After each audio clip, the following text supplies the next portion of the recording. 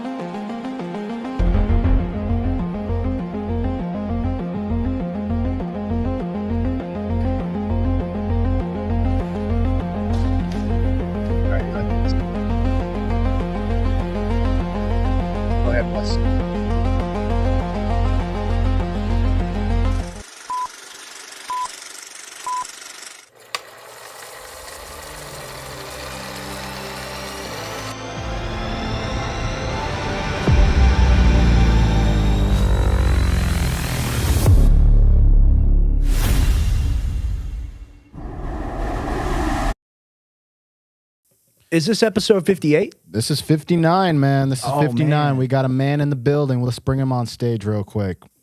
Yeah, the marquee event, the man everyone's here to see. What's up, Chase? What's up? Thanks for having me. Yeah, we love it. What have you been up to? Just working like a dog. Relatable. Yeah, you're in Nashville these days. Tell us a little bit about what's going on out there. I've seen you here and there, but What do you got Tell you cooking? what, man. Well, I started a marketing company about 2 months ago. It's going really well. I'll have more exciting things to say about it in the future. I'm also launching a podcast next month called Guess Who's Bach with Chase Geiser. I've got a Korean friend with a Boston accent who looks exactly like Kim Jong-un. So we're going to do a podcast together. It's going to be hysterical. nice. Are you And, doing live or are you doing pre-recorded stuff?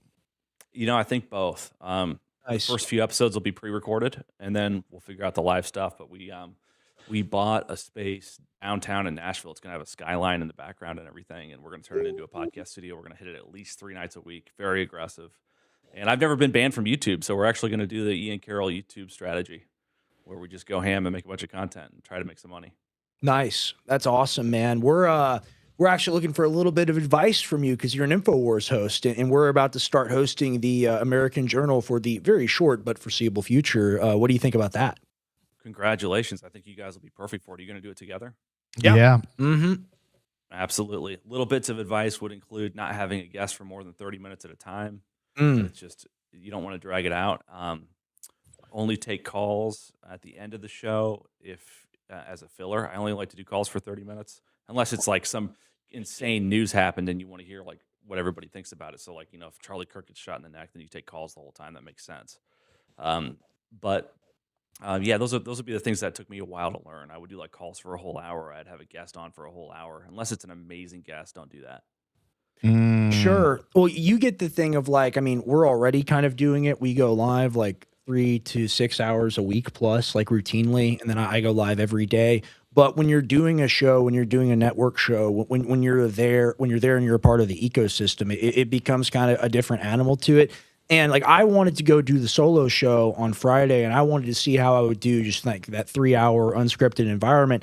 And like the thing that me and Tim have noticed, and we talk about this a lot actually, is over time, like as you get more reps and as you do more practice, the time as you're speaking and kind of going over things or just doing your show, it seems to get less and less and less. But in your brain, you'll hear the littlest thing, be like, oh man, I wish we could have done better. I wish we could have nailed that thing. But you're doing a damn good show. Like we're doing a damn good show. And I think it just comes down to practice. I think it comes down to motivation, wanting to give people the truth. And I think it comes down to like love of the game. We really love doing this. And we know you love doing it too.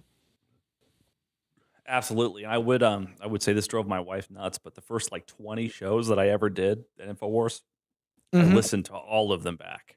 I stopped doing that toward the end, because but listening back to the first 20 you do, you're going to learn a whole bunch of things that you want to do differently. And you'll catch little idiosyncrasies. Like if you say, so much, or if you say sort of all the time, like you'll catch all that stuff. You didn't even realize you're doing it. Also, always ask the crew how it went and then really dig, because they won't tell you until you've asked them at least 3 times what was wrong with it. Yeah. That's what I tried to do when Rex and I went on with Alex. Yeah.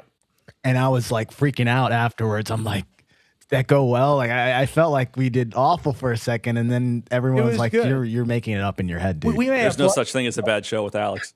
Yeah, we may have plugged ourselves a little too much, but hey, we got to get the information about the gray area out there. We got to kind of propagate that. Yeah. So Chase, I'm actually really curious because I know a little bit about you, but I don't know like a ton in terms of like your past. Like, so with InfoWars, like how did you even get started with that? Because I know Harrison's story because he told me about it. But for you, like, how long had you been doing it? Had you been doing it before you went on InfoWars? Like, what is your background on that? I had a podcast before InfoWars called One American Podcast, and I was able to daisy chain some pretty large guests, even though it didn't have that much of an audience. I think it had like 25,000 subscribers on YouTube, but I daisy chained guests. I'd start out, my first guest maybe had 5,000 followers, and the next guest 10,000. Then it got to the point where I was interviewing the likes of Roger Stone and Steve Bannon, some kind of big names. And what happened was Harrison had been one of my guests, and when his wife had a baby, he took a couple of weeks off, and I filled in for him. And after I did 2 weeks of his show full time for free, I asked for a job, and they hired me. Nice. Beautiful. We're in the process of figuring everything out, man. Like we're new to all this, even though I grew up around it, taking a very large break. And I never hosted a show like this. I did reports and whatnot and things around the office and more things on like the supplement and business side. So, it's really been like everyone always says, it's a journey, but it really has been a journey. We're figuring out a lot. We've really been grateful to the audience and the real love that we've gotten from people. We really appreciate that. And just like to everyone watching this right now, thank you so much for, being willing to spend the time with us. And I think what we're discovering as time goes on is that we really want to be on the cutting edge of giving information to people. So like we're starting like a magazine publication. We're going to do like interactive global map stuff. We're trying to find the things. Tim has really been working hard on this. Maybe you can speak to it. Tim has been doing like deep research into the things that other people aren't doing that we could provide value. Well, I kind of took a play out of your playbook there, Chase, because you said something to us. I think you were our first guest, man. I kid you not. I think you were the first guy that we've had on the show, and that was ages ago. Yes. But you said something about like you just had an agency to just creating things at InfoWars. Specifically, you were talking about like the LLC that you built for Alex Jones and the app and stuff like that. So like I actually took that into my memory, and I was like, okay, you got to do the same thing when it comes to even your own stuff here. 100%. 100%. I'm thinking about the same thing for my show that I'm going to launch next month. Like, what are the intros going to be like? What music do I need to use that's YouTube compliant so it's not going to flag copyright issues? How are we going to do different segments of the show? So you definitely have to do a lot of pre-production. But ultimately, there's like 2 things that matter. The first thing is that you're providing people with information that they can't find just scrolling through their Twitter profile. There are other hosts who I won't name, not InfoWars hosts, but just other hosts who like their show when they stream for 2 hours or 3 hours. It's just like I might as well be reading my Twitter feed. So provide information in a unique way or a unique analysis that you can't just get from anyone else. And the second thing is always remember to be as entertaining as possible, because you're competing with the fact that basically everyone listening to you can go and watch 2001: A Space Odyssey if they want. So it has to be better than whatever else they could be watching. Hold on, real quick. People are asking you to turn up your mic. Turn up your mic, I guess. Just turn up the. Okay. Yeah, they're saying it's pretty low. Is that better? Is that better? All right, cool. No, in the comment section. All right, so Chase, do you have any plans to go back into kind of like a network, or you really just want to do your own thing for a while? I'm going to do my own thing for a while. I mean, obviously, if Alex asks me to help him in any way I can, I will, because I'm a believer in the information war. But I've started a marketing company, and I'm going to do my own thing. Nice. And like we're kind of there too. The way we see it is like, to be honest, we would like to be on the new network. We'd like to be a part of, like, he says he wants to do like 19 hours a day live and have a bunch of people do 1 hour shows. That sounds perfect to us, but we're really about the gray area and what we've developed here. You talk about rolling down the list, rolling down Twitter. I really like doing a News Blitz show where I react to like the most topical clip. Tim is a type of analytical dude who wants to create a down the line study on like a topic or something. And I think that's what makes our show work so well, is that with me, you kind of have the ADHD, the Asperger's, the isn't that crazy? And with him, you have kind of like the step back research vibe. And like in the middle of that, that's where usually people are. But, they like a little bit of extreme. They want to hear something for an hour. They want to hear it the other way for an hour. And then they want to hear the discussion. And we also don't agree on everything. That's the beautiful part. Which really makes the show work, because a lot of the times, like, I mean, you talk about being entertaining, having energy. I think the bar is Tim Pool. I think you got to do better than Tim Pool. You got to have a better show than Tim Pool to do good in media. That's my personal opinion. I know you probably like him and whatnot. It is what it is. But I think we're doing a better job here than people that have, a huge following already. Well, Tim Pool fits a very specific market niche, and I made a couple changes to my mic settings, so let me know if there's an issue. Oh, great. But Tim Pool has a very specific niche, which is people who don't have the time to be on social media all day, but want to know what happened every single day. They tune into Tim Pool for 2 hours. It's like watching Fox News without the bullshit. What can people expect with your new show? Like, have you guys been planning all of this stuff? Like, do you know, or are you still trying to figure out exactly? Because this is new. Because I haven't seen you as much on air these days. It's rare. It's rare to see you on camera, and it's good to see you on camera again. Yeah, I'm thinking about faking my own death. You can go on legacy.com and pay $250 and write an obituary about yourself. I'm thinking about doing that just to like create a little buzz and then popping out with the first episode, like not saying anything on social media for a month straight. So you guys have a little inside knowledge here. I like that. Wow. Well, we look forward to seeing everything that you're involved in. As far as like current news, current topics, current events, we've been basically doing wall-to-wall coverage of the Iran war, because like that's the biggest story. That is the biggest story in the country right now. Before that, it was the Epstein file. Oh, we forget about that, don't we? That's not as important anymore. But what do you think about Trump's actions, the craziness, it seems, of the United States being willing to kind of crash out in the Middle East? What do you think of the crashing out going on right now? I actually disagree with everyone on all sides of this issue. Ooh. Good. Hit us. So I predicted the Iran war in April of 2025 in a very viral Instagram reel, which is about 3 minutes long. And I explained the reason that we want to go to war with Iran actually has to do with protecting the dollar as the global reserve currency and reducing China's competitive edge against the United States in terms of trade and the artificial intelligence race. And so this entire war with Iran is really about establishing the IMEC corridor to compete with the Belt and Road Initiative and ensure that we win the AI arms race against China and keep the dollar as the global reserve currency. It has very little to do with Judeo-Christian values, has little to do with whether or not Iran has nuclear capabilities. It's all about establishing trade routes. And so, like, I don't think that we're in this war on behalf of Israel. I think we're in this war on behalf of our own fractional reserve central banking system.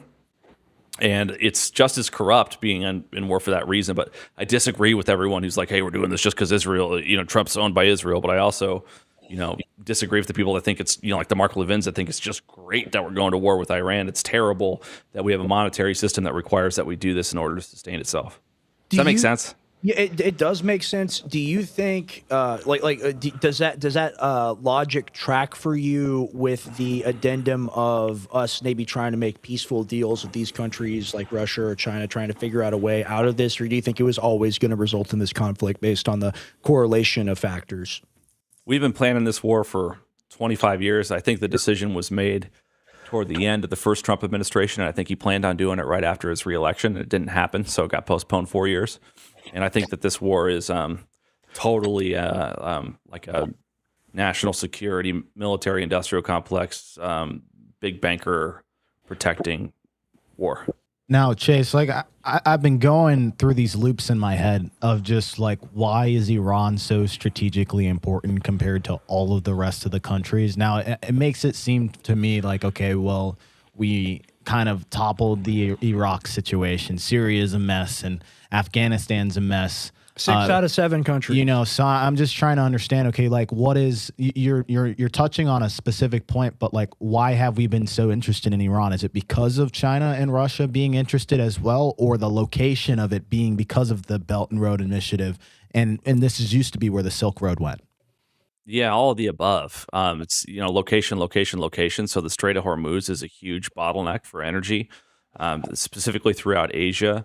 Also, China. I mean, 90% of Iran's oil exports go straight to China, and we're in the middle of an artificial intelligence arms race against China, which is heavily energy dependent. And so, basically, the way that I look at the conflict with Israel and Iran is the same way that I look at the conflict with Ukraine and Russia. Ukraine is the U.S. proxy against Russia, and Israel is the U.S. proxy against China. Iran is the Chinese proxy against the United States. So there's actually a conflict happening between the United States and China, not so much Israel and Iran. I agree with you. I agree with that. I think it's a blend. I don't subscribe 100% to the notion that it's not also about Israel, because I think it is. Certainly. For Bibi it is. For us, we don't give a shit. That's the mini superpower that we've worked to create in the region. Like that's the whole goal of Greater Israel. And it's like, I've heard Lawrence Wilkerson talk about this many times. Like the tail is wagging the dog, but it's a part of the dog as well, and the dog knows what's going on. Well, also, the dog signed up for it. Also, just think about this: you get plausible deniability if everyone is focused on Israel, which they are, right?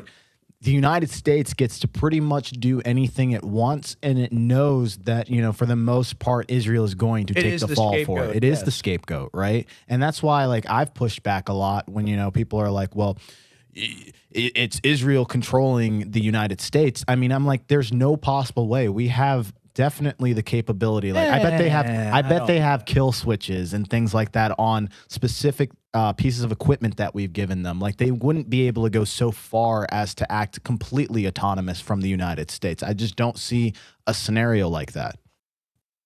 Yeah, I agree with you that Israel's dependent on the United States of America, 100%. But we also we set that up on purpose, just like the same way that Ukraine's dependent on the United States of America. It's so that we could exercise that satellite or that cutout or that proxy for the sake of our own national interests. And we have to ensure that oil is traded in the region in U.S. dollars. And the only way to do that is to secure the Strait of Hormuz, eradicate Iran, and establish a competitive trade corridor against China. Yes. Unfortunately. And then the aspect that I see and how it's about China is because Venezuela came into the picture as well. We've been strategically chopping off specific routes for China to have economic control over the entire world. And Venezuela was one of those big ones, specifically. Not to mention the blackouts in Cuba right now. I mean, we've weakened Cuba as a proxy of Russia or China. Lindsey Graham is literally wearing hats and trying to sell hats, talking about the Cuban invasion. I mean, everything that the empire is trying to do is happening right now. Do you think they're going to be successful in Iran, in Cuba, and all these projects like they were in Venezuela? Yes and no. I think ultimately we'll win this war because we don't have a choice, but it's not going to happen in 12 weeks. It's going to be long and ugly and deadly and expensive. And it's going to go on for the remainder of Trump's term. I'm almost certain of it.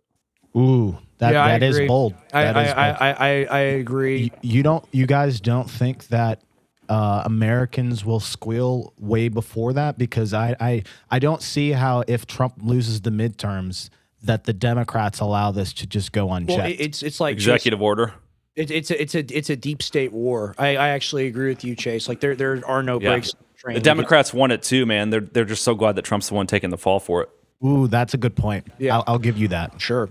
Yeah, because under Obama, under Biden, there had also been specific things that the Democrats. How much legislation do you see from the Democrats right now trying to stop it all? That was the key. Well, Chucky Schumer struck it down. He struck it down. He struck down the resolution. You're right. That's a good analysis. Now, where do you think the ball lands at the end of the day? Because Iran's not just gonna like bend over backwards and just take it Like at some point, there has to be an inflection point. We know that we know the end game of this never works out for us in the United States. Well, land invasion of Iran is very impractical, even compared to like Iraq, because of the mountainous terrain. It would be even worse than Vietnam. But we don't really have to do a land invasion. All we have to do is secure the Strait of Hormuz. And so I think there will be boots on the ground along the Strait of Hormuz, and I think there'll be continuous air assault, but I don't think there'll be a full-scale invasion. And I do think that the objective will be met, although it will be very expensive for the U.S. taxpayer, and it will be drawn out, and there will be, cyber attacks and terrorist attacks and all this bullshit for the next several years. I heard something watching Dialogue Works. I think I heard it from Lawrence Wilkerson, talking about the potential of a Iranian ground invasion of the neighboring areas. Well, not talking about anything that's happening or developing, pure speculation, but they have a 1 million man army, right? And you have all these Gulf countries that are weak and destabilized and have these corrupt monarchies. And you have a lot of the people in those countries that want them out. It's so unstable. I don't think we even have any idea of what's coming. To tag on to your point, Chase, about this lasting for the remainder of his term, I think it lasts longer than that. I mean, look at Ukraine. And that's 2 administrations now dealing with that. I think that what scares me right now is, to your point, Chase, if we do have boots on the ground in the Strait, no way Iran just lets that go. They're not just sending missiles, they're sending troops, and that means all out, ground conflict. And that's when you start seeing people dying. And if people start dying, again, that snowball gets bigger and bigger and bigger and bigger, and then we have no choice but to commit more troops to that area to secure prophecy. It. So I'm just like, okay, why would we want to do something like that if we know that this is a potential consequence? To protect the dollar as a global reserve currency. I mean, people don't realize how many deaths there were in the United States of America when the stock market crashed in 1929. They don't realize how many millions of Americans died of starvation, because they don't realize that every 1% unemployment goes up, 40,000 Americans die from stress-related illnesses. They don't realize that within 6 months of the stock market crashing, all of the wild game had been hunted in all the wilderness in the United States. So if the dollar collapses, we're talking about like almost an apocalyptic event globally. At that time, half the people were farmers, half the people grew their own food. Right. Yeah. And so there's not really a number that wouldn't be worth it. And I hate to say that. I don't want me saying that to be taken out of context, because I do not support this war. I do not support the reasons for it, but I do understand it. An explanation is not the same as an excuse. I'm not excusing it, but if I was playing a video game like Civilization or Total War, and I was in a similar situation as the United States in terms of trade and currency status, like the first thing I would do would be just a heartless war against Iran. Well, I'll one up you there in terms of, it's not just the dollar, it's the petrodollar. Yes. That's the key here. Petrodollar, oil, all of that is the main component. And if you can allow that to continue to have liquidity and have control over the price action and all these different things, at the end of the day, the United States does not want oil to be detached from the actual U.S. dollar. That is a nightmare scenario. And that's kind of the provocation that the Iranians have given. I think that's why one of the reasons why Trump has said, okay, I'm going to take out the power plants, I'm going to go full war crime, is because the ships that are passing through right now, they got to pay for the oil in yuan. And like that, Iran has set that up, and they're also demanding $1 million+ or yuan ransoms for the ships passing through the strait. What do you think? Yeah. I mean, they've explicitly said, we'll open up the strait as long as the oil is traded in yuan instead of in U.S. dollars, which just goes to show that it's really about the dollar. Yeah, and Trump's like, oh, nuke. Yeah. And look, and the problem is, like, if you're going to justify a military action to the American people, you can't say, hey, look, we need to establish this trade corridor and the dollar is vulnerable. Like, the amount of market volatility that would be caused by official leaders admitting the official reason that we're officially engaged in this official military operation is asinine. Like, it's just astronomical level of disruption that would be created, volatility that would be created. And so what they do is they just like frame it in this bullshit evangelical Israel has a right to exist stuff. And then what that does is, like, everybody sees how bullshit that is. So they attack that argument, but they still are diverted away from the real reason, which is just U.S. economic dominance. That's all this is about. I don't like you revealing my plans. I don't like you doing it. You're not supposed to do it to me. Stop doing Why it. didn't you tell us about Pearl Harbor? Yeah, he talks to the prime minister, the Japanese prime minister, and he's like, well, you know, a lot of people called this sneaky. A lot of people said it was a sneak attack. You did something sneaky. Pearl Harbor was pretty sneaky, let me tell you. It's just like, I always knew that Trump was crazy and wild. I didn't think that we'd reach this point. I didn't think that he was like that. But I guess, like, you got to take the man at his word, right? And, like, he's willing to do this stuff. I mean, he really is, you know, everything the government ever wanted and more. That's my reflection on Trump. Like, he is doing the things that needed to be done, in their opinion. Well, I mean, I wouldn't even be bothered so much by this move if it wasn't for the fact that the Epstein stuff is obviously being covered up. Nobody's been prosecuted whatsoever. It's just like bullshit after bullshit after bullshit. What's up with that, in your opinion? No one's talking. Well, the other unpopular opinion on that is that the reason the Epstein people aren't being prosecuted is because so many of those crimes have passed the statute of limitations. Right. You know, Yeah. so like, what are you going to do? You know, like prosecute somebody for a crime that expired 7 years ago or 2019? Yeah, no, you're right. Some of them, but then I've also seen that there are certain things that you can still prosecute for. I don't remember off the top of my head, but they're not going after for anything. That's the problem. I mean, even if you pass the statute of limitations or something, you can get them on something. I mean, the government and the FBI, and let alone the legislation system, has all types of ways in which they can bend the rules to go after whoever they want. Right. You saw that 100%. under every administration. I think the average American commits like 3 felonies a day. It's like, all right, well, then why don't you just catch these motherfuckers for one of those? I jaywalk. I think the people deserve to know the names. I think that's what a lot of it is about. I think also the 3 million unredacted files. I mean, clearly, like, we watch this great gameplay, and there's a lot of factions involved in it, right? And that's why people that always say monolith, like Jews or whatever, like, I don't particularly subscribe to that. It's like my dad says, like, it is one power block that is trying to run everything, just like all the competing factions are. But at the end of the day, like, there has to be a head honcho. There has to be a boss. When we had Simon Dixon on, he said, I'll tell you who that is. It's the multinational or transnational capital interest. And that's what Trump is really doing, is he's ushering in a multipolar world. What's your take on that? Because it sounds like you're kind of in the opposite direction. You think Trump is trying to maintain American hegemony. I don't know, man. I think I tend to think things are more decentralized than many people in this space. I ultimately, I think the puppet master of all this bullshit is Satan. Right. And everybody else is just, you know what I mean? Like, I do believe that like there's a war there's a war between good versus evil, but I don't think like there's going to be an aha, like Wizard of Oz moment where we find the man behind the curtain and we're like, it was you the whole time. It's not like a Darth Vader situation, you know? Sure. Yeah, I agree with you on that, because there's too many variables for one person to take into consideration with different parts. like Bibi and Vladimir Zelensky are two like supervillains for completely different reasons, you know, but they're still kind of like under the umbrella of the U.S. military-industrial complex and our interests because they're both cut-ups. But like Bibi is corrupt for completely different reasons than Zelensky is corrupt, you know. And it's like, so there's these supervillains, you know, like kind of like the antithema, the antithesis of the Avengers. Yeah. But it's not like there's one master kind of Thanos level bad guy. Well, that makes a lot of sense to me, just talking about the devil, but there clearly is something, because you look at these people like Bongino, for example, and what I said on the show, and I think it's a pretty apt description of what actually goes on, is like they take you into the Oval Office and there's a trap door under the desk and you meet the devil.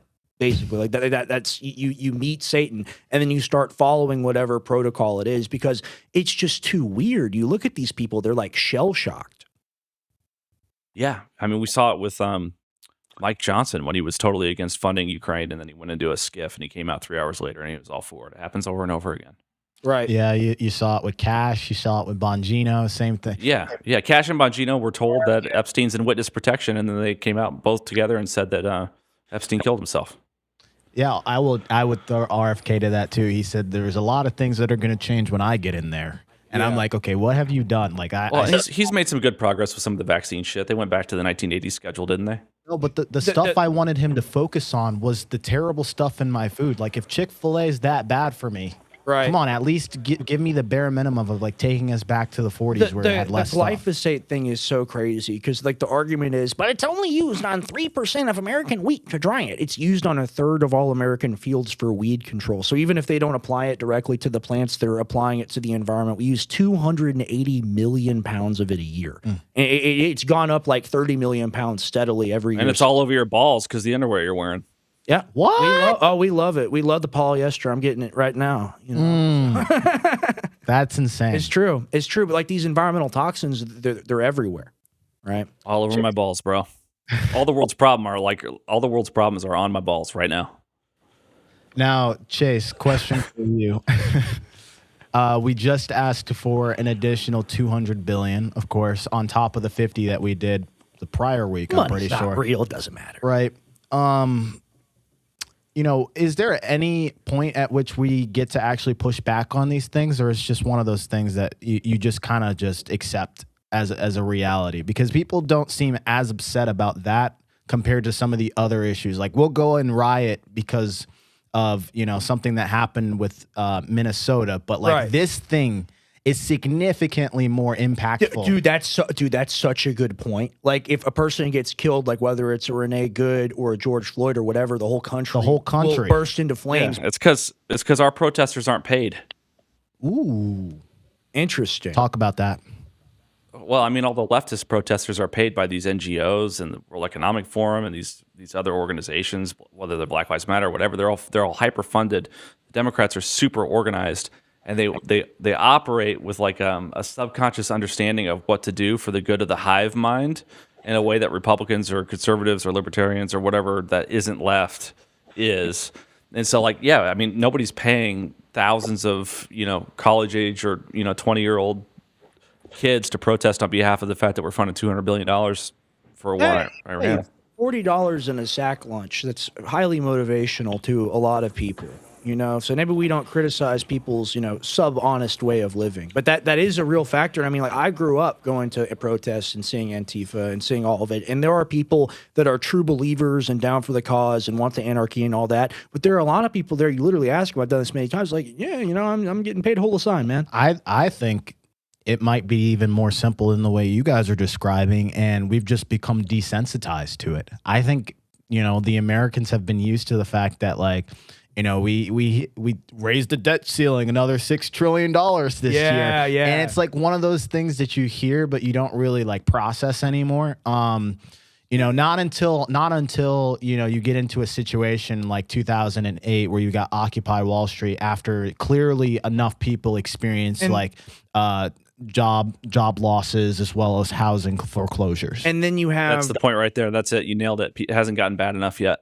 And then you've got the headlines of mentioning racism. Oh, Occupy Wall Street, Tea Party, because they have to make people fight. Like you can literally look at line graphs of headline titling from major newspapers, and it all changed after that because they realized we can't get people together about the economy. We got to break them up on the basis of race. 100%.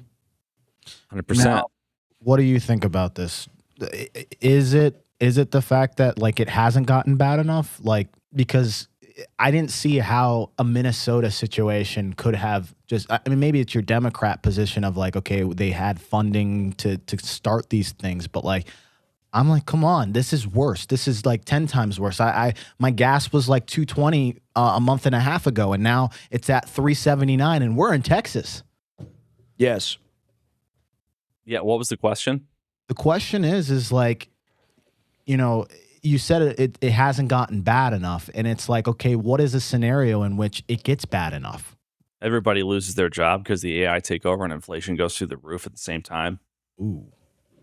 Yeah, that sounds realistic. And regulation isn't catching up either when it comes to AI at the same time. So, you know, by the time they get the regulations to protect the average person, it might already be too late. Yeah, I don't see a way for us to like solve this peacefully. I think that we just have, I don't mean to be black-pilled, and I'm not like an accelerationist, but I think that this whole thing has to fucking fall apart before we can put anything back together. I agree with you on that. And I think even before then, I think World War III, something significantly happens that's bad, it resets the world. Because after World War III already happened. We're in World War IV. Nobody knows the Cold War. Right. It's true, but we're still in the Cold War, and what I was thinking of, Tim, when you're talking about the national debt and how people just discount that another $4 trillion doesn't matter.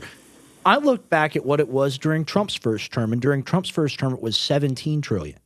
So it was, yeah. You think about just the skyrocketing debt year after year after year after year. Just it becomes more and more insane to think about. And you think about it's kind of like if you have AIDS and you sleep with somebody who has AIDS. It's like, I already got AIDS. What's wrong with the double dose? It's like, we're already 17 trillion. Make it 34. Fuck it. Like, we're fucked either way. You know what I mean? Like, oh, the Titanic hit a second iceberg. It was already sinking. You know. I distinctly remember being a teenager and the narrative from the Democrats and the establishment Republicans being Trump is evil for asking for 17 billion to build the wall, and then we just vomit out this money like it's nothing. We don't take care of our veterans. We don't take care of our healthcare workers. We don't have healthcare. We don't have infrastructure. We don't have any of these things. China, complete police state, social credit score, all of that. But they've got high-speed rail. They've got the best electric cars. They've got, what would appear to be a more modern society than the United States. How do people in America not learn to take that deal? Because I think that's what will be proposed kind of in kind with the Chinese deal, what you're talking about with the automation and all of that. I was listening to a space today, and they were talking about they've commissioned a study that will conclude in 2027. I believe it's the EPA that's done it, where they've put people on credit cards with UBI. And we need to cover this and do a deep dive on it because it's crazy. They put a tracked population on credit cards and UBI, and they have carbon credits, and they're going to track their spending and their environmental impact. And then when the Democrats come back in power, the study will be there. Oh, we have to do it to save the earth. How do we fight against that? What's the argument kind of from the more right or libertarian perspective? Well, fuck. I mean, isn't the libertarian argument obvious? It's just like, mind your own business. Don't track my payments. Don't tell me what I can do with my own money. Sure. Don't track my carbon credits. Don't tax me. Yeah, I mean, that's the obvious argument, but I don't think the EPA is ever going to accomplish anything because I think ultimately all the green energy efforts that have taken place in the United States since the 50s have been an effort to subvert the dollar, really since the 70s have been an effort to subvert the dollar as a global reserve currency, because as soon as we eradicate demand for oil because we have some alternative energy source, the entire economy collapses because there's no demand for oil, and oil is what props up our currency. So like all this EPA shit, it's cute, but like nobody gives a fuck about the environment. There's reports coming out that the ozone's allegedly healing. Do you remember the hole in the ozone in the 90s that everybody was talking about? Apparently that's gone. I think the green energy thing lost its muster because nobody gives a shit, man. As long as we have OnlyFans and Netflix, fuck it, man. Is that why we've rejected nuclear power? Does that make sense to me? The reason that we've rejected nuclear power, well, maybe in the United States, maybe that's why, but the reason that nuclear power has been stifled internationally is because the leap from nuclear power to nuclear weapons is actually a very small leap to jump. And so we've done everything we can to prevent people from having nuclear power in other countries if we don't want them to become a nuclear power in terms of militarily. Also with nuclear power, the upfront cost of investment just to build one of those facilities is astronomical. It almost doesn't make any sense. And the time as well. And it takes it could take more than a decade for you to make a return on your investment for that. But, when we waste, billions of dollars on weapons, it doesn't really seem like it's that big of a difference at that point when I think about it. And that's what I was touching on with kind of the leftist line of thinking is ultimately when a population is raised to see their government just spend money, I think they're going to have a harder time with kind of the rugged individualism argument where just be a free human, don't have to pay taxes, work for yourself, have your own agency. I think people are going to be like, well, government has paid for everything my entire life. And these people are saying they'll make it pay for things domestically instead of the wars. I think that's how the Democrats are going to win in 2028. That's what I was asking, if that makes sense. Yeah, Democrats are definitely going to win in 28, and they're going to win this year too. And what we're going to see in 2032 in the United States is going to be very similar to what was happening in Germany in 1932. Okay, well, extrapolate on that, yeah. Well, I mean, the left is going to fuck things up so badly, and there's going to be massive disruption in the market over the course of the next 6 years that the right wing that we're going to elect in 2032 is going to be extreme right. and it'll have a socialist component. It'll be Hitlerian. I don't know that it's going to blame the Jews, but it'll be like, imagine the Nazi Party without the anti-Semitism, but all the same policies. Like that's ultimately what I'm concerned about. I think that's very realistic. I've thought about this often, and I'm like, okay, you had from 2016, and now you're going to go to like 2028. You've had a very tumultuous time period where people have just been upset constantly. Years. Yeah. You know, I mean, at some point, the next candidate's got to come in 2028 and know that like you can't play this game anymore, because Trump's first term wasn't the worst, but then Biden comes in awful. And then, you know, Trump doubles down at this point, and you know the next person that comes in, it's like, dude, we've already gotten it wrong for the last 8 years. You have to do something different at that point. Exactly. Like I feel like you almost need to, otherwise we're gonna get to that point where people are rioting on the streets. There's only but so much the average American can take of this roller coaster of, well, maybe I'll go left. Well, maybe I'll go right. And it's like most people are somewhere in the center these days because they don't know which side to take. Yeah, it just has to get worse before that's going to happen. Yeah, you know, people right now are so focused on covering their bills, covering their nut, and they can just barely do it. But as soon as they can't, that's when you're going to see all this volatility. I agree with you on that. Now, I'm just thinking about this. We were talking about Cuba earlier. Does Cuba become one of those areas that we now have like another mini base, and as we install a new regime in there, it's kind of like a new vacation spots for America? And that's what Trump's thinking about. What do you think is going to happen with Cuba? Because that's something that not a lot of people are talking about these days. I think there'll be a regime change in Cuba in the next 12 months. I see it. We've choked all of their oil supply, and they're desperate. No, they're cooked. They've had a massive brain drain too. Their population shrunk from like 11 to 9 million because people are willing to leave and risk the Darien Gap and try to find opportunity somewhere else. I mean, it's what same thing we do to Iran too. We do economic warfare on these places decades before we actually put boots on the ground. It is smart strategy. The American government is very very evil, extremely evil. But go ahead, Jay. Sorry. Yeah, no, it's just imperial, you know, and all empires are evil. It's just super imperial. And, you know, the interests that the national security apparatus or the military industrial complex try to protect are the macroeconomic interests of the nation, with total disregard for the micro interests or rights of the individual.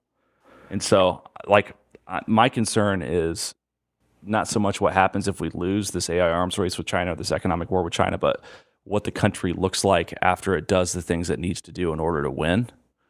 And so, you know, we're going to wind up at a situation where it's like, you thought the Patriot Act was bad. Imagine if they had AI back then. Like, it's going to be like that.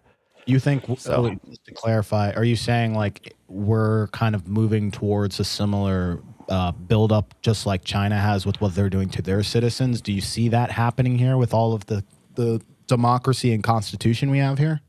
Yeah, I do. Regardless of whether the right or the left wins, 100%. I agree. But how do we get to the point where, well, no, they have access to all that information anyways. I mean, they're starting to sell that data anyways, and Palantir and a lot of these other companies. You might have some validity to that. That's like the optimist in me, and I try to get a little white pill about this. I'm like, surely someone has to step in to stop this, because there's no way. Who are the adults? I'm not gonna let somebody just withdraw something from my account because I have a social credit score. Yeah, like, I mean, how that that's what happened. Ted Kaczynski thought too. That's what Ted Kaczynski did. Damn. You know, he saw it coming. Not saying that it was right for him to kill children. That's obviously the wrong thing to do. But it's like, what are you supposed to do? What can you do other than just blow it up? Wow. Fight Club, baby. Wow. I mean, do you think we'll see more, you know, like economic related, technological related, like terrorism as time goes on? Do you think that'll be kind of a natural reaction of the people on the fringe that are being disaffected by all of this? No, it won't be like terrorism in the same way. It'll be more like, holy shit, everybody's getting audited, and they're all getting caught for the little mistakes they made on accident because AI found it all.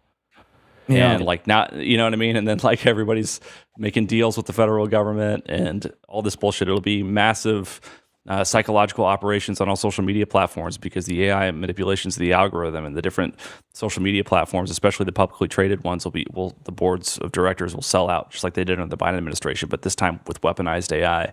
Education will be hyper empowered to brainwash, and more people rely on public education because it's not economically sustainable to send your kids to a private school and both parents have to work, so nobody can homeschool. So we're going to see generations increasingly raised by the state. I think we'll overcome those challenges. I don't really know how, but it seems that innovation ever so slightly outpaces regulation. So there will be pushback. There'll be badass things that happen, like the Elon Musk's buying Twitter and turning them into X and other things. But ultimately, I think we're in for a very rough road over the next several decades. I don't know. I still feel like I thought Elon was the guy, and somehow he stopped being the guy for me quite a long time ago. I think he got in there, and I think we heard about the magic money computers and all of this, and he said we're going to come in and find $2 trillion in waste, and then we saw the numbers go down, down, down, down. I'm not excusing Elon and saying that he's innocent. I don't like the transhumanist stuff. I really hate it, actually. But, people like Anthony Graffio, the person I do Tuesday show with, Conspiracy Talks, me and him talked about it, and he thinks it's all orchestrated and that there's a master plan. I understand why. I don't think it's crazy to have that view, but at the same time, I think they kind of broke Trump like a racehorse.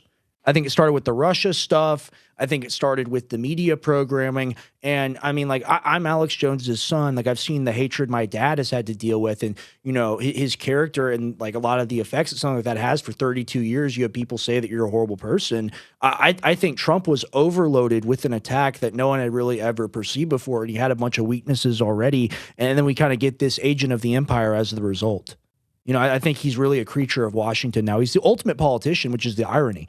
I'm not a politician. I'm not a politician. He is the greatest politician possibly to ever live. I think Trump thinks that what he's doing is America first. Yeah. I don't think he distinguishes between America and the United States in his own mind.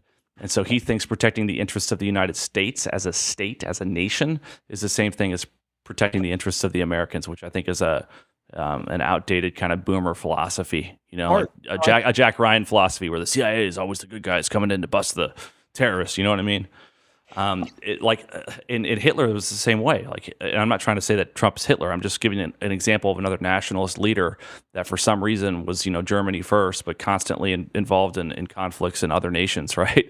I mean, everything that Hitler did, he thought he was doing for Germany, but it wound up being like hyper expansionist, hyper external to the actual interests of the German people, ultimately resulting, of course, in the collapse of Berlin. And so, I'm not saying that we're going to have the same outcome here, but I think that Trump believes that his actions in Iran and these conflicts are actually America first because they protect the dollar as the global reserve currency. I'm not defending it. I hate our monetary system. What he should really be doing is gutting the Federal Reserve and pushing for a new monetary system altogether. But I think he's taking this route of protecting the dollar, and he's willing to kill whoever the fuck he has to kill to do it. You know what Owen said to us last time? Schroyer came on the show, and he says he thinks Trump is owned, that he's being blackmailed in some sort of capacity where they've got something on him. I don't know if he was trying to say it in like a defending way, like almost like, they've got something on him, not my president. It's not his internal character. It wasn't that. I think it was more so like they literally have so much on him that he has to comply with whatever, I guess the man in the black suit. That's a common take. Ian Carroll kind of thinks the same thing. Ian Carroll's a close buddy of mine. I disagree. I think that would have come out between 2020 and 2024 if that were the case. There's probably a nuanced counter argument to that that's reasonable. I'm more inclined to think that Trump is wrong than I am inclined to think that he's blackmailed. It makes sense to me, man, that I think he does have a lot more agency than is described. Like, oh, he's totally controlled and whatever.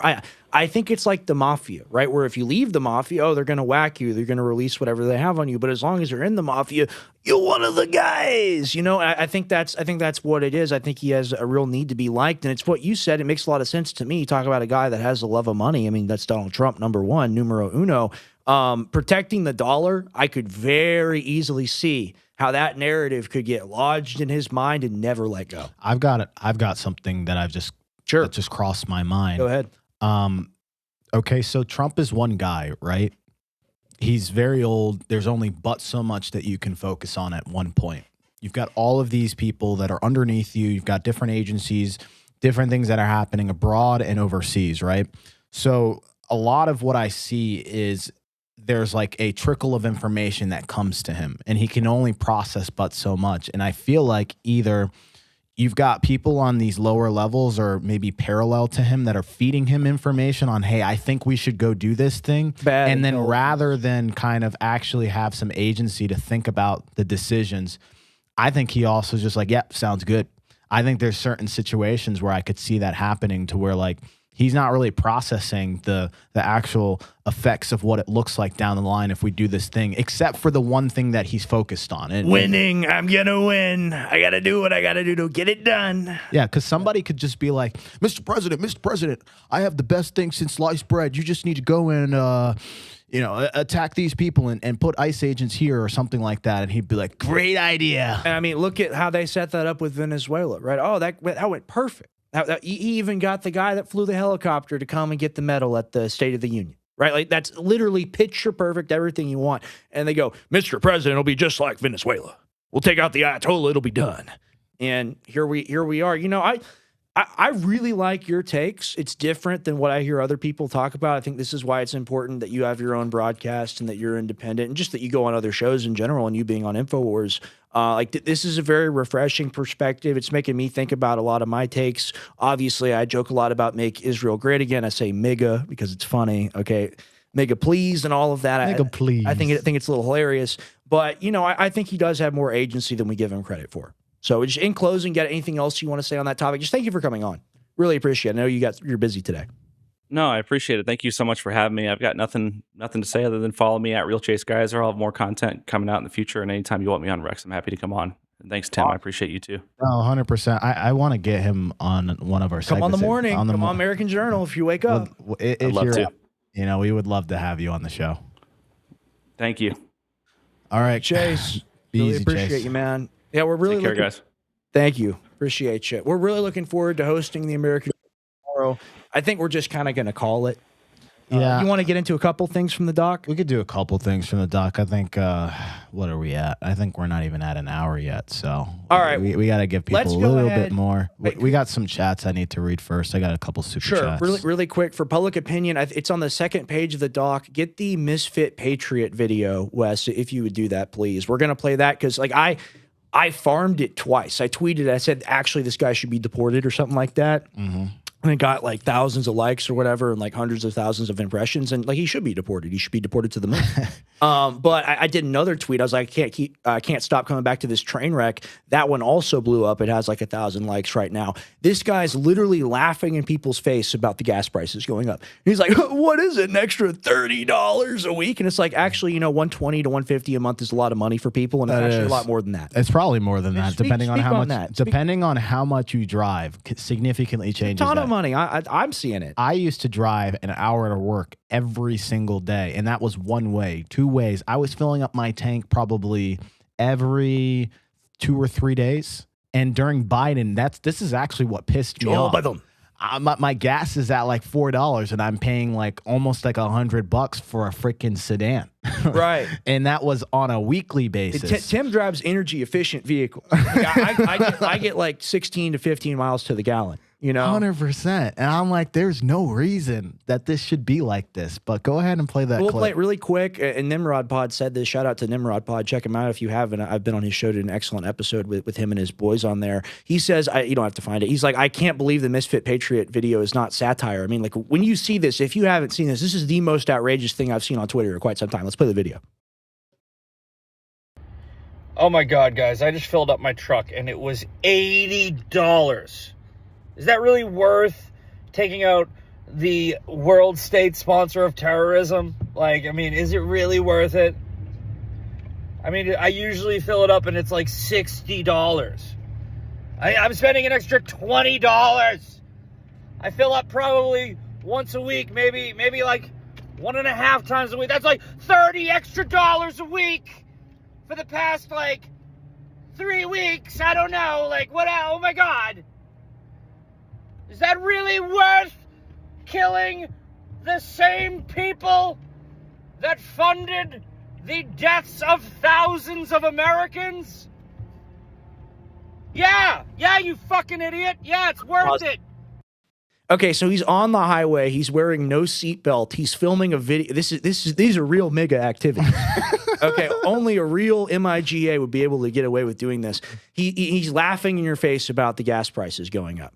He says it's worth it. Do you think it's worth it to the American people? No, man, because this isn't like the end of the rainbow. Like this is like we're getting to inflection point. Right. And they think that just releasing all of this strategic oil reserve is going to change something.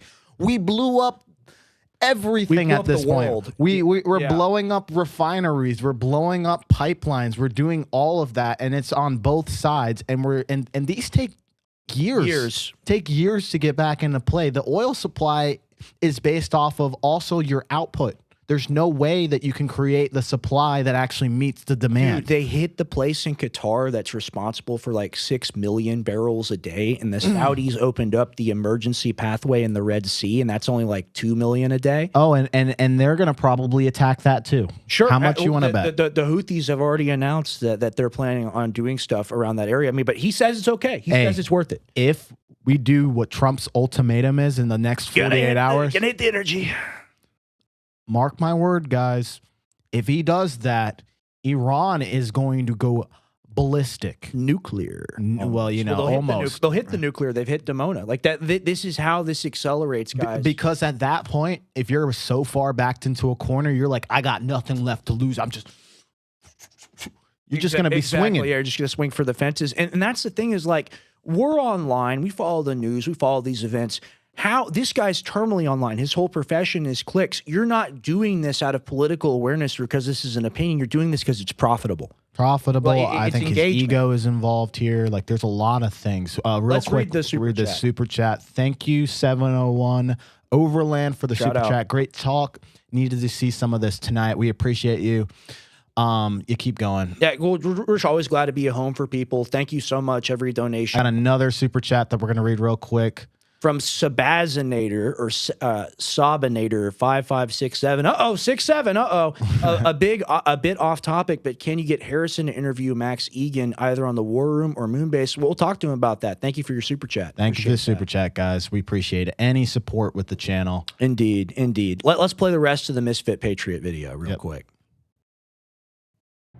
You fucking oh my God! Gas is a little bit expensive. I don't know, where the fuck were you for the past 4 years under Biden? It was expensive then too, and we weren't killing terrorists for it. Fucking, oh my God! Look, if this shit is still going on in a couple years, maybe I'll be on your fucking team. Fucking 2.5, 3 weeks in. Oh my God! How are we going to afford? You fucking afforded it under Democrats for a while now. Do any of you live in California? How the fuck do you survive? The gas is up. Straight to Hormuz. It's not worth it. Not worth it. Okay. Okay.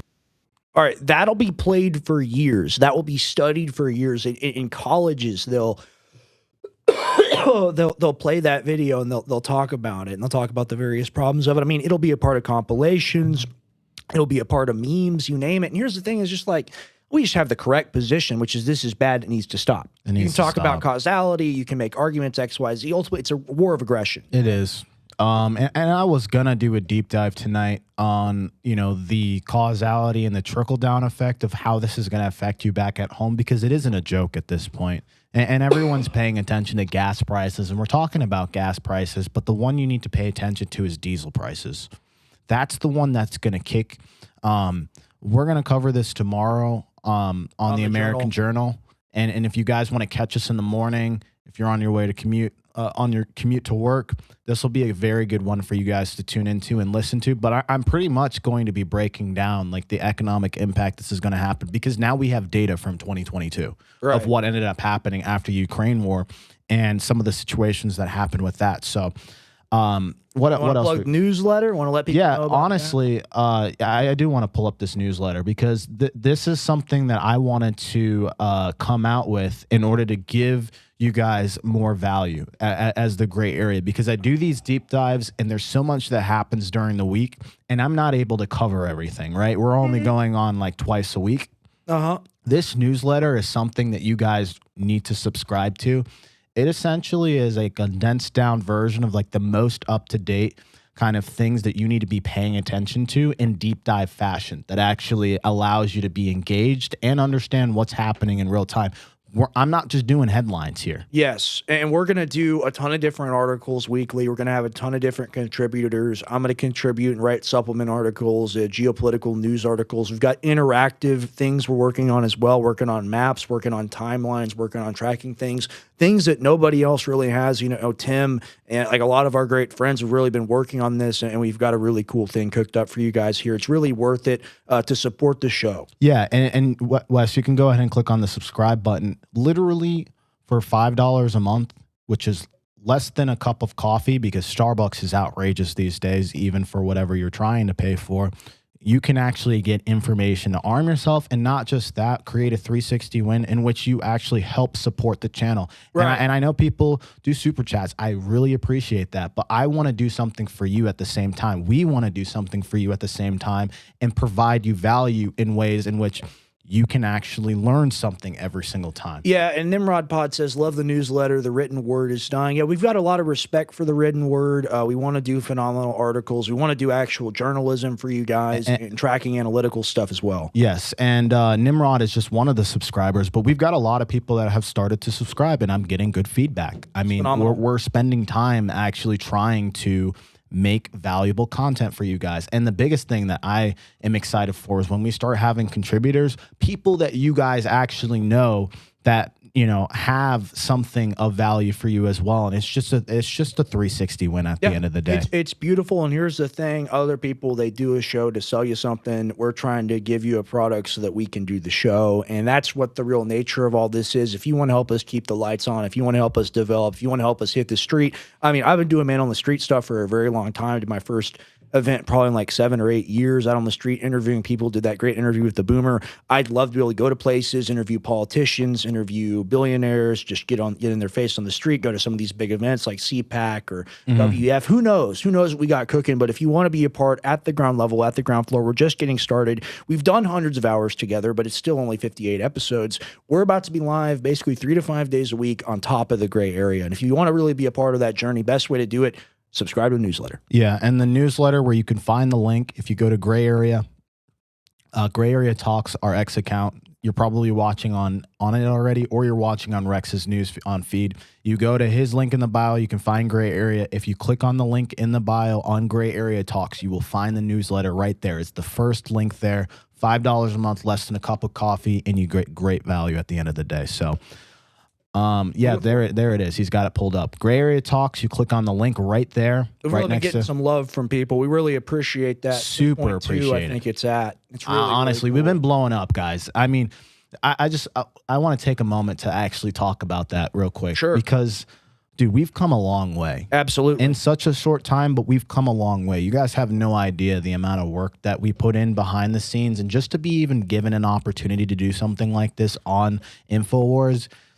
Dream come true. It blows us away every time we think about it. We talk about it in private. We're super excited. We're ready for this mission. We feel like we're going to earn our stripes by doing this. We're going to have an opportunity to really be professionals about this, and that's what we want to be. We want to be professionals. We want to give you guys a show. We want to deliver media. It's called content now, whatever. We want to do media for you guys.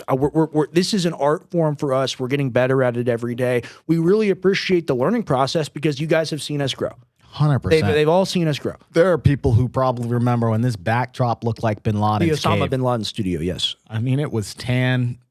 You didn't even have the beard at that time. A beard would have been perfect. And they shaved the mustache, and it's all there, man. Yeah, but we've just kind of progressed over and over again, and this is just the beginning, guys. Sure. I mean, you guys keep tuning in with us. Honestly, subscribe to Gray Area Talks if you haven't already. It takes a simple click. Same with me. I am one of those people that appreciates any support. I respond to DMs. I see comments. I engage with you guys. Yes. So that's definitely something there. Let's read some comments real quick. I've said it before, and I'll say it again. The cave backdrop is better. One guy, okay, Grim. All right. I liked it too, to be fair, but I like this one better. It fits more the brand vibe. Yeah, I like it. Love the newsletter. Thank you. buy all your food now. You're not going to be able to in 3 months max. I think it's a good idea for people to have some storable food at the very minimum. You got to have water. That's a big deal. Thank God there's no nukes or atomic bombs to worry about. That is the power plants are dangerous and deadly enough. Yeah, I mean, it's just another way for him to escalate, you know. This is about food. Without farmers and fertilizer and diesel, it's over. From Ivan, absolutely true. Diesel might hit $7 in the AM at Ranger. Ranger, where do you live, man? Diesel at $7 is crazy. Probably California, I'll be honest. That's like, how do you afford to live? You can't. It's crazy. And that's what I'm going to be covering on my deep dive is like just how much actually impacts you, because it's all connected. Everything is connected, from the car that you not the car that you drive. I'm sorry, from everything from transportation, food, everything. And fertilizer is one of those big things that we were talking about last time. It's a total nightmare, like 30% of the world's fertilizer. And I saw this thing about American farmers. I'm worried they're making land inhabitable or uninhabitable for the technocracy or whatever Ashley says there. Yeah, I totally agree. I mean, that's a part of all of it, man. Can we just quickly cover the Trump's tweet real quick, sure, and then we can close out with that? Oh, man. All right, this is for tomorrow. We'll do a lot of this tomorrow, too. Where is it? We scroll down on the document. I'll be able to find it. Scroll down. Going.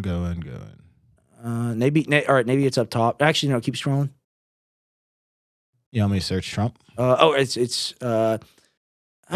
no. Which one was it? Oh, Trump is pleased that Mueller is dead. Is that the one you're referring to? I'm talking about, he's like, you've got 48 hours. Oh, okay. Maybe will you go find that on Twitter really quick? Okay, that's going to have to go find it. I didn't have that prepared. Yeah, because that was the big news of today. It was like, you've got 48 hours before we just obliterate everything. From Merzadotes 13, loved your supplement show Friday. Yeah, so Tim, you're going to be there like 3-4 days a week. Yeah. Right? That's what we think. Like one of the days out of the week, I'm going to do a show that's primarily supplement information for you guys, because I am the supplement guru, self-proclaimed, but I am one because I say I am. That's how the world works. It's one of my dad's favorite quotes, or my favorite quote of my father is, "Oh, you're the senior media analyst. Let me give myself some grand title." Because when you're owner of the company, you can appoint yourself whatever you want. You can literally be whatever you want. So I like that. Why don't you give yourself some grand title? Is this the one? Yeah, I if think Iran that's doesn't fully open. You throw that in there. Here, I'll share this with you, Wes, and we can pull this up real quick. We just look at this and like, yeah, well, Trump's threatening 48 hours to turn the power off in a country of 92 million people. Well, I guess it is what it is, because that's how crazy the news is right now. It's how wild it is. Okay, Wes, I just posted the link in the DMs. And shout out to the older audience. Shout out to the older people listening to the show. When I rag on the boomers, I'm not ragging on you guys. I love you guys. We got to find another term. Dude, Maureen is such an angel, man. She's awesome. She's such a. Hey, I see your dog, Maureen. If you're in the chat, we love Maureen. We love Maureen. She's been there since day one. A lot of our day ones. I'm gonna remember most of our day ones. A lot of people who are very active in the chat at the end of the day. Wes, you got that pulled up? Go ahead and pull that up. The first hour was good. I'm sorry, the second and third hour weren't as good. I did get a little janky, but it was hard with the supplement info. That's the first time I've done like live pitch. Okay, so this is what he's saying. If Iran doesn't fully open without threat, actually, I want you to read it because you do good. Hold on. All right, we'll be on a little bit longer. I'll get in character. Get into character real quick. That's the thing they say, like Brad Pitt. For Fight Club, he stopped smoking, or not Fight Club, for Shutter Island or whatever the movie was where he was like an insane person. They said the acting coach, all they had to tell him to do was stop smoking cigarettes, and then he would act like that anyway, and he did.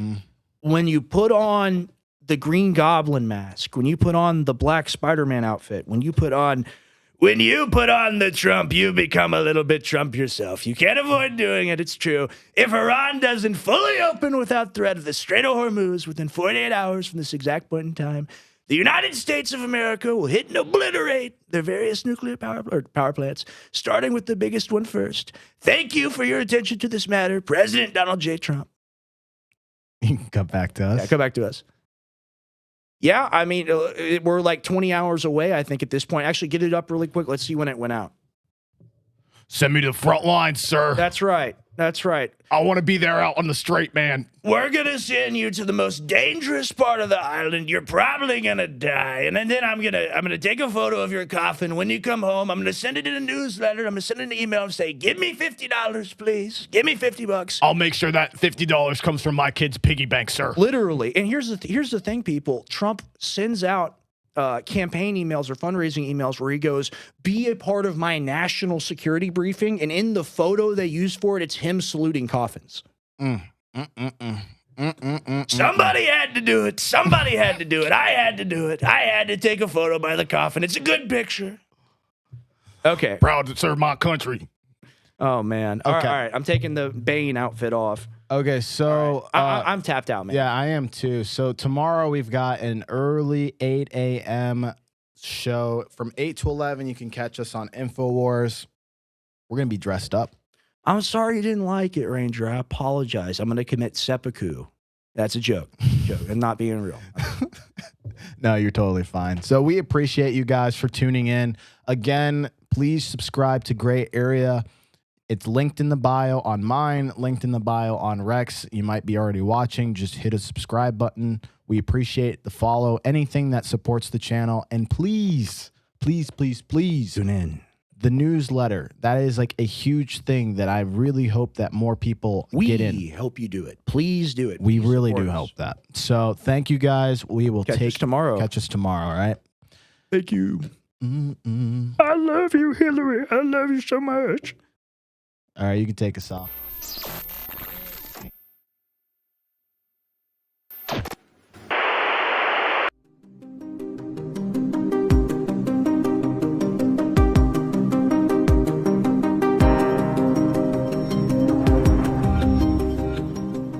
Modern life has left us out of balance.